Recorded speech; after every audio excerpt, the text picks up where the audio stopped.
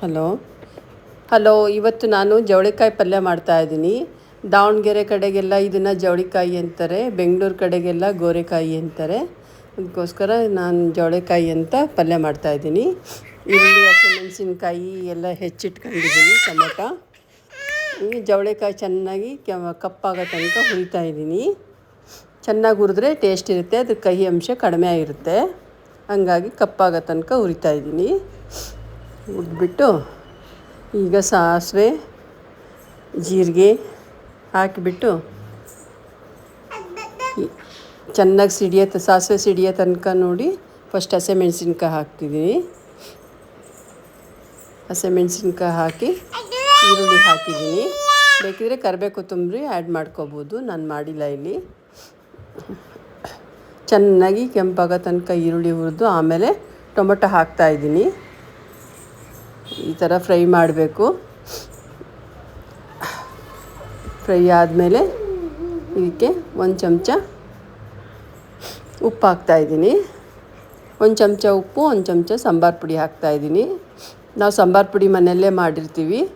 Next ವಿಡಿಯೋದಲ್ಲಿ ಸಾಂಬಾರು ಪುಡಿ ಮಾಡೋದನ್ನು ಹೇಳ್ಕೊಡ್ತೀನಿ.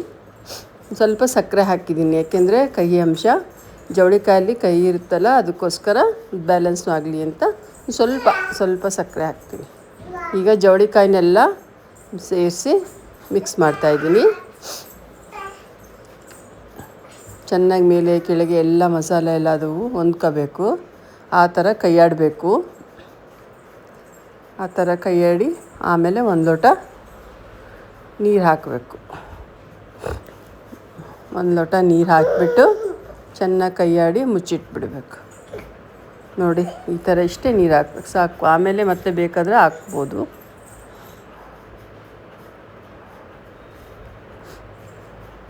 ಈಗ ಮುಚ್ತಾಯಿದ್ದೀನಿ. ಚೆನ್ನಾಗಿ ಕುದಿಬೇಕದು. ನೋಡಿರಿ, ಈ ಥರ ಎಲ್ಲ ಕುದಿಬೇಕು. ಜವಳಿಕಾಯಿ ಚೆನ್ನಾಗಿ ಹುರಿದಿರೋದ್ರಿಂದ ಅರ್ಧ ಬೆಂದಿರುತ್ತೆ. ಈಗ ಶೇಂಗಾ ಕಡ್ಲಿ ಪೌಡ್ರ್ ಮಾಡಿಟ್ಟಿರ್ತೀನಿ. ಲಾಸ್ಟಿಗೆ 2 ಚಮಚ ಇಲ್ಲ 3 ಚಮಚ ಹಾಕ್ಕೋಬೋದು. ನಿಮಗೆ ಗ್ರೇವಿ ಎಷ್ಟು ಬೇಕೋ ಅಷ್ಟು ಹಾಕ್ಕೋಬೋದು. ಹಾಕ್ಬಿಟ್ಟು ಮತ್ತೆ ಚೆನ್ನಾಗಿ ಕೈಯಾಡ್ತಾಯಿದ್ದೀನಿ.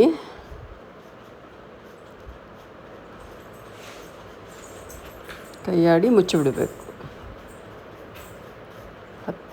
10 ನಿಮಿಷ ಮಾಡಿಬಿಟ್ಟು ಮುಚ್ಚಿಟ್ಬಿಡ್ಬೇಕು.